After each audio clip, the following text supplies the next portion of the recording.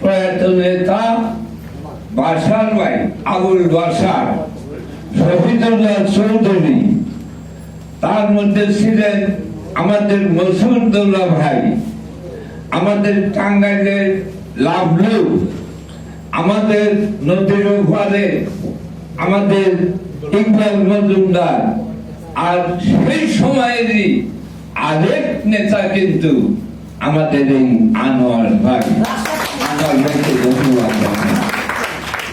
আর ওই অফিসটা ছিল দোতলায়, বাসার বাইরে এখানে ওনারা বসতেন, আর আমি নিচতলায় বসতাম।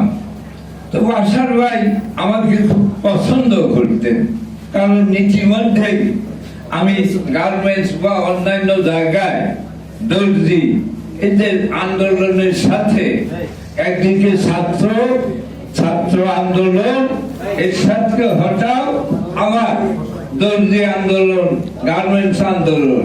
তো বাসার ভাই খুব পছন্দ করতেন। যখন ওনারা বসতেন তখন বাসার ভাই উপর থেকে কাউকে পাঠাইতেন যে আমিনকে একটু ডাক দেন।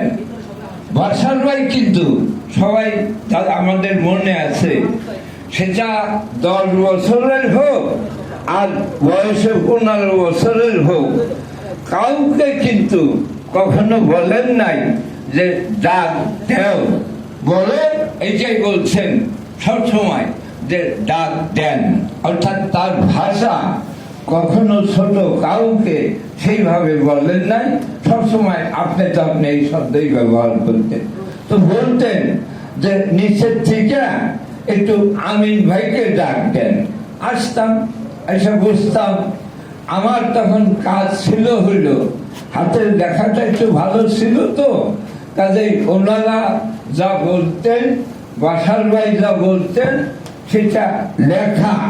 আর তখনকার দিনে এই কম্পিউটার ছিল না, তখনকার দিনে এইরকম আধুনিক যন্ত্রপাতিও ছিল না, কাজেই সেই সময় লেখার দায়িত্ব বাসার ভাই নির্দেশ ক্রমে আনোয়ার ভাইদের উপস্থিতিতে এই লেখালেখির কাজটা মূলত আমি করতাম।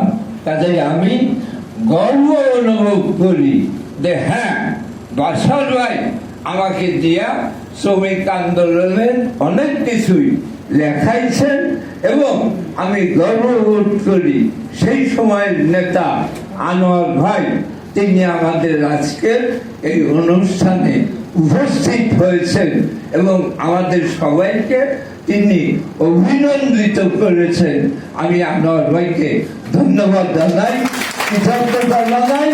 আনোয়ার ভাইও যদিও সুস্থ না, আমি আল্লাহর কাছে আশা করছি আনোয়ার ভাই যাতে পরিপূর্ণ সুস্থতা নিয়ে বাংলাদেশের শ্রমিক আন্দোলনকে একটা গতিপথ দিতে পারে।